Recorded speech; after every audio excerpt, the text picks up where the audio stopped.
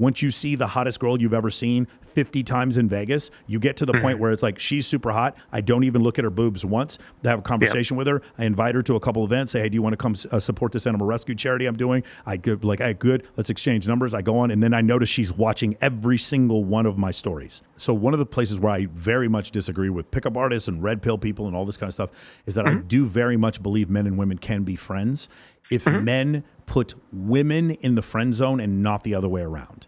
I think it's very, very, in fact, if you do so, then you can invoke mate choice copying, because women will see compliance from multiple, you've probably looked at my Instagram at some point. Like they use, what will happen is you'll see compliance from multiple women will then get you more women, which will give you access to places with even more women, which will get you what you talked about, being smooth. So I'm around women on a multiple basis. My voice inflection doesn't change because I'm around women. I don't supplicate to them or change my behavior. And number three, women introducing you to more women. When I talk to the most attractive women, I'll have them on here on my show, Access Vegas sometimes. When I talk to them, I frequently ask, where did you meet the last 5 guys you've had sex with? There's a common question I have, and it's usually female friend, female friend, female friend, female friend, Instagram. It's never cold approach, pickup, date game at the fucking mall, and it's almost never, I met a super hot guy on Tinder. It's never those things. It's female friend, female friend, sometimes male friend, but he might be gay, and then Instagram. That's where they tend to meet these people. Yeah, exactly. And that is, it's something that men just don't do. This is like, I don't know if you know anything about game theory, like that John Nash, Beautiful Mind movie. Read all about it. Yeah. Great. So men being friends with women isn't very common. I made a video recently about this woman saying that whenever she's friends with a guy and he gets a girlfriend, he disappears because he was always interested in her. And I played a little buzzer, and I said, actually, men can be friends with women, but then women scream at us and say, why are you still talking to women? I need you to not talk to women.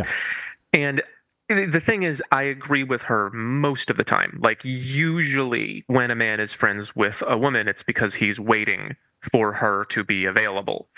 I've been friends with women who were beautiful, who I really, really liked. And if they were interested in me and they were not in relationships or whatever the wall was, I would be interested. I know how to turn that off and not be quietly in pursuit of her. I've done that. I know how to do that. I've had a lot of female friends that I don't want any sort of physical relationship with.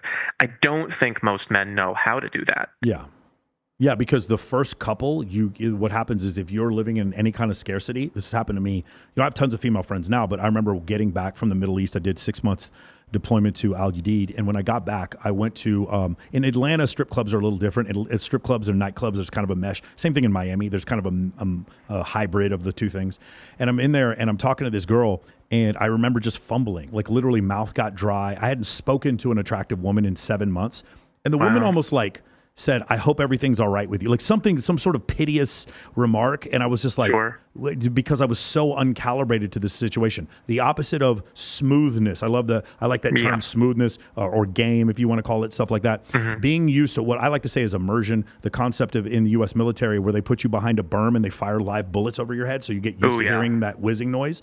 Your heart rate's at 140. The next time you do it, it's at 120. And then finally, your heart rate stays at 83. And you're like checking your phone while the bullets are going on. This is what happens once you see the hottest girl you've ever seen 50 times in Vegas. You get to the point where it's like, she's super hot. I don't even look at her boobs once to have a conversation with her. I invite her to a couple events, say, hey, do you want to come support this animal rescue charity I'm doing? Good. Let's exchange numbers. I go on, and then I notice she's watching every single one of my stories.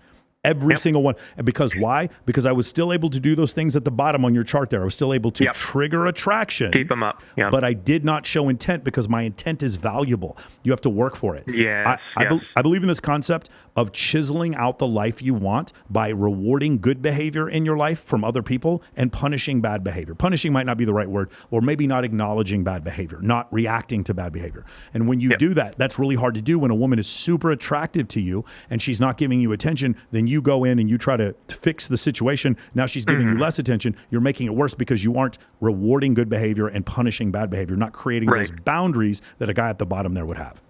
Yeah, that's something that I've worked a lot on, I have not had a lot of jobs. I have worked a lot on self awareness and meditation and that sort of thing. I've moved up in, what was called the levels in the Aqua map.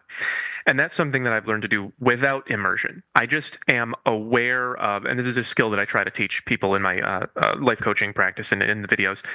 I'm aware of what's going on in myself subconsciously. And when I see a woman that I'm interested in, I'm aware of how I'm trying to, purchase her interest with investment and with, being nice. And I'm aware of those things coming up in me. And because I'm aware of it, I can just select which ones to do. So there's just no situation where a girl is so hot that I'm going to go, what do I do? It's always just, there are the right things to do and the wrong things to do, and I know what they are. Yeah. Yeah, you understand And what right action is through repetition. Yeah, absolutely. Yeah, so I can just, because I know what they are, I can just select the right ones.